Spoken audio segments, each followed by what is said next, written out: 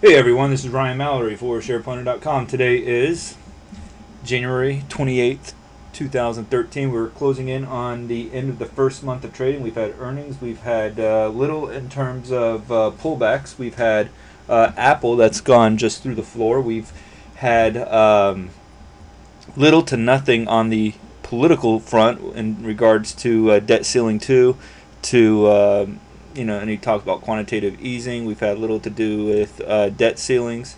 Um, so it's been fairly quiet on the negative news front. I think we've actually had a lot of misses in earnings, yet the market continues to prop itself higher.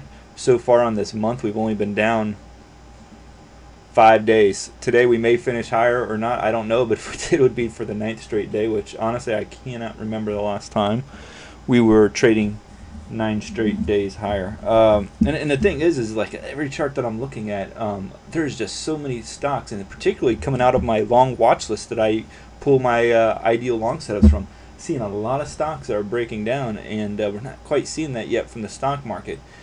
We're less than 1 point down on the day. We've bounced quite nicely off of the lows, which was around 1496, and we're trading at 1502 again. It's just the lure for constant dip buying. I wouldn't be surprised if there was, the Federal Reserve was, manipulating the markets with the use of quantitative easing. In fact, I truly believe that they do.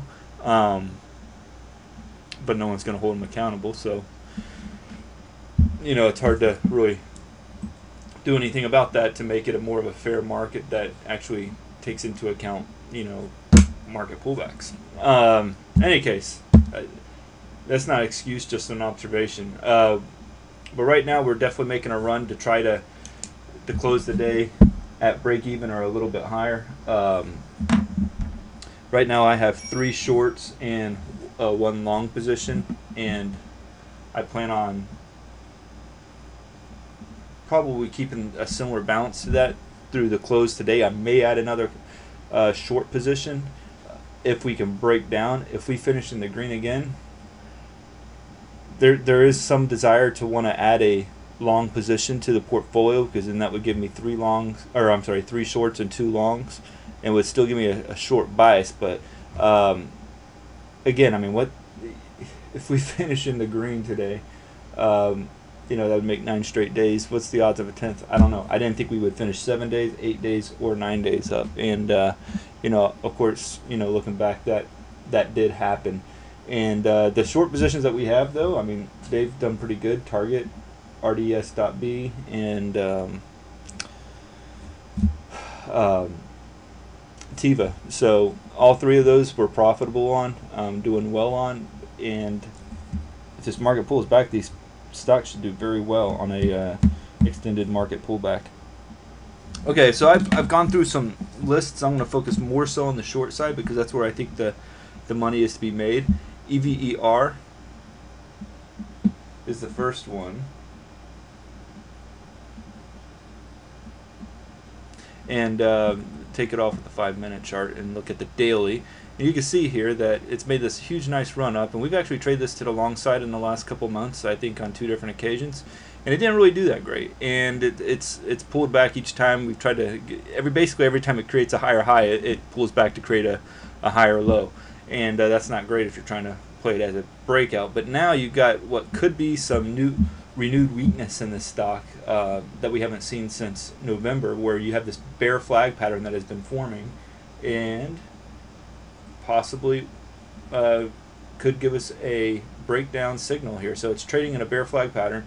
I would say below 1460 you'd want to get short on this stock, and that may be one of our prime candidates going into the close today if this market does indeed break down for us. UAL, you guys remember this one? We got long on it when it broke out of this box here. Boeing decided to have some problems with its Dreamliner 787s, and that just killed that long play. But from the short side, there is some potential here. 2477, which isn't that far away, would be an ideal entry on this short play. Keep this one on the top of your list. I don't know when the earnings comes out, so you'll want to check that before you get into any short positions, because you do not want to hold it through earnings. But I would definitely say that this is a stock that has the potential to move much lower. So my initial target would be 22.98. If you could put a stop loss at around 25.62, that would be ideal. So we got EVER and we got UAL, two stocks that I'm highly interested in shorting and assuming we can get shares for them both.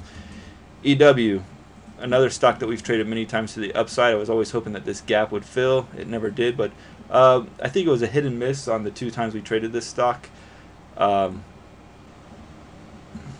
So EW, and we'll get rid of this box here. If this thing can break, and it's right on the cusp of doing so, if it gets below 90.54, that's probably where I'd want to get short at on this stock, and I would put a stop loss essentially at 93.18, because if it gets, let's even be a little bit more tighter on that, say 92.75, because if it gets above that, then you know that the stock is going to try to make a new push higher. But if it doesn't, this stock could be a great short that goes as low as $85. WLT, and it's funny because it seems like a lot of these stocks, like the same stocks that keep coming back to me as an opportunity to trade, and they don't seem to leave the watch lists of mine. They either, like EW and EVER and UAL and WLT, these are stocks that seem to either be on my long list or short list, not on purpose, just they keep popping up in my scanners as excellent opportunities in both directions to trade in. So it's not a matter of being lazy, it's just these things keep popping up. PETM, right? They're down 8.5% today. I don't want to get into it yet. Where I want to get into it is if we can get a decent bounce out of it over the next couple of days to say $65, and then see some consolidation right below this resistance level. I'll draw the line here for you to see clearly what I'm talking about. That's the resistance level. If you don't want to short it now, you want to get it back into this resistance, and then boom, watch this thing drop to maybe $59, $58 a share. And yes, I just accidentally dropped the boom word, which I try to avoid at all costs because it seems to be a well overused expression among traders. PETM, oh, we actually did that one. We just did it just now. Goodness, where's my memory going?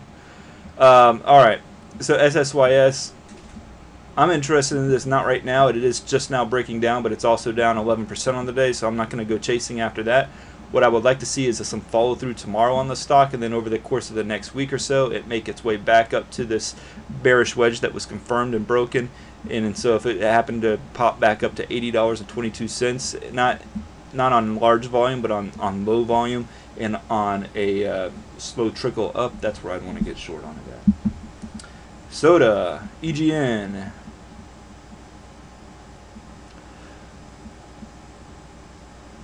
So this is a very mature trend line that we got in soda so far, okay? And you'd say, well, why don't you not want to buy this one on the pullback like you talk about with so many other solid trenders? And that's because this stock is extremely mature in its trend. It's not got a history of being able to maintain such trends, and they eventually break down like you had back here in 2011 where it just was trending higher and then boom, excuse me again, and then it broke right through that trend line. So I'd like to see that happen again in soda. So if we could get short on this one at around $50, I don't want it to be like a complete drop right through that. I'd like to see some consolidation. I know that's boring, but that's how you make the money. You've got to be patient. You've got to wait for the opportunities to come to you and not chase after these stocks when they're running at 100 miles an hour, because that's not where you're going to make the money at on a consistent basis. So we could get in probably around $50 or so. You could probably put a stop loss, and that's why we want to see a little bit of consolidation, because it might offer us a short-term resistance level. But I don't want to say where I put the stop loss at now, but it's definitely worth watching. And finally, EGN. You got a complete breakdown. You got a possibly like a double top here, even though the tops happen on one-day basis. But they're very consistent, very pretty much at the same price level. And you got it just breaking right down. So I would say the ideal opportunity to have gotten into the stock would have been around 48.17. So if you can get like a pop over the next 3 days back up to that 48.17 level and then short it, and even put your stop loss maybe around 49.69, I think you got about a 3% stop loss there, and a great opportunity to maybe ride this thing all the way down to the lower 40s. So keep that one on your mind. Also be aware though too that a lot of oil companies are reporting this week, which is probably why on RDS.B, which is current long in our portfolio, we'll be selling it by tomorrow. All right, that's going to be it for today. If you guys have any questions, I'm in the Share Planner Splash Zone all day long, so hit me up there with any comments, questions, concerns. Otherwise, hit me at ryan@shareplanner.com and I will answer your questions. Y'all have a great evening and God bless y'all.